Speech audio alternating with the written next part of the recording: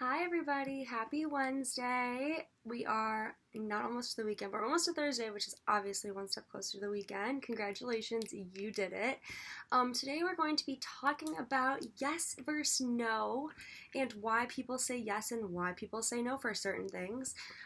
This is going to be focused on people saying yes or no based on the overall interest of the situation rather than their own personal interest. And I was listening to a meditation today and it was talking about this yes or no, which is what inspired this video. And the point of the meditation was that being able to say yes or no properly and for your own benefit is a form of self-love, and it's a form of helping yourself out. So, why do we say yes and no to certain situations? We tend to have our public pressure, we have our peer pressure around us, and we also have a thing in our head that says what we think we should be doing and how we think we should feel about certain things. But honestly, I would like you to start looking at yes versus no as a pull versus a pause. So if someone says something to you, and it could be a simple question like, do you want to go out to eat? And you feel like a pull, like you want to go, you want to grab your car keys right now, then that's a yes. But if you feel like you have to pause and like think about it and you're like on the bubble and you're not really sure, then you kind of have like that intuition of like your body, your mind already decided that like you're really not that interested. And at the end of the day, you're going to increase your communication skills, which will increase your relationships and like the strength of those relationships when you're honest about that situation. In the meditation, the girl was saying that people had trust issues with her because she was a yes girl. She said yes to everything. And her friend was saying, well, like, if you say yes to everything, how am I supposed to know that you actually care and you actually want to do this? Instead of just, like, trying to please me. And the person doing the meditation was like, that's a really valid point. So she learned how to say no. I've had that issue in the past for things. Like, I will sacrifice my own time, which is okay, but I did it a lot. So, like, I was spending more time on things for other people than I was kind of for myself. And then I found myself struggling at the end of the day to get my own work done. And like, because I was so busy focusing on other people and helping them understand like their assignments or their notes or whatever.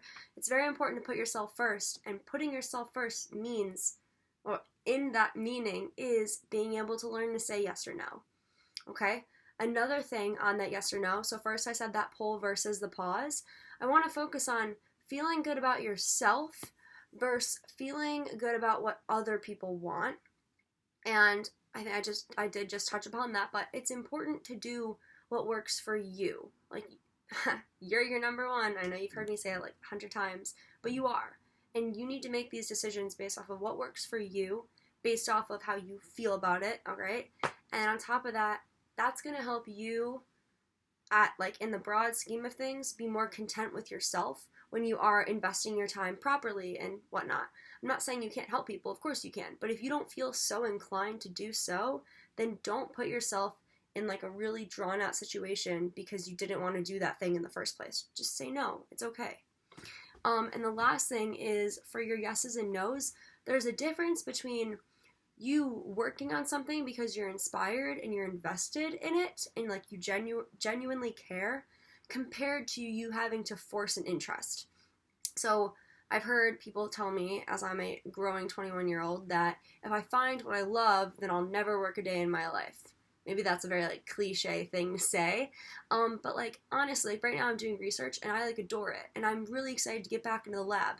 If I was doing a different form of research, or maybe not research at all, just like a different type of job, maybe I wouldn't be excited to go back to work. Maybe I wouldn't want to go back on campus. Maybe I'd want nothing to do with like that specific advisor or something like that. But that would just set me up to fail. And by fail, I just mean like be unhappy, okay? So, I don't know. That kind of circles back to like when people ask like, what do you want to be like when you grow up? Or like, what do you want to be? Like, I think people should start saying like, I want to be happy. And you can be driven about something and you can want to do something, but at the same time, you have to understand why you want that. Okay? So instead of just being like, I want to be, people are saying like the President of the United States, like aiming for the highest thing, like when we were in like, who knows, middle school, grade school. Like, why? Why do you want to be in that position? Okay? And that was one thing that I've learned a lot, like, through this summer. there's a lot of things that I had to ask myself, why am I doing this? And like, is it actually benefiting me? I think a lot of things in our lives we can easily, at like the drop of a hat, make a very slight adjustment to our decisions, and that I think that will help us be like significantly happier. Um, that wraps up my 3 points, or my yes versus no, and like the 3 top points about my yes versus no. Um, I'm really looking for people's feedback. A couple people have come up to me in person and like said certain things. It makes me very happy when people say they watch all my videos. It makes me feel very like warm and fuzzy, and I really appreciate that. And I'm doing this. I'm gonna make a video about why I do this. But I do this because I've learned, I'd say, a lot, and I'm a talker. I like to talk about things, and so I think it's important for me to take advantage of the fact that I like to talk and like sharing my experiences with people. So now you know how I feel about yes versus no, and I'm still holding myself accountable to these things. It's not easy. Like, I will still sometimes say yes and no to certain things that I wish I said the opposite, but I'm going to challenge myself to think about that push versus pull, to think about like that initial reaction, and I would like you to try and do the same thing. Okay, I hope everyone has a great rest of their week, and I will see you soon.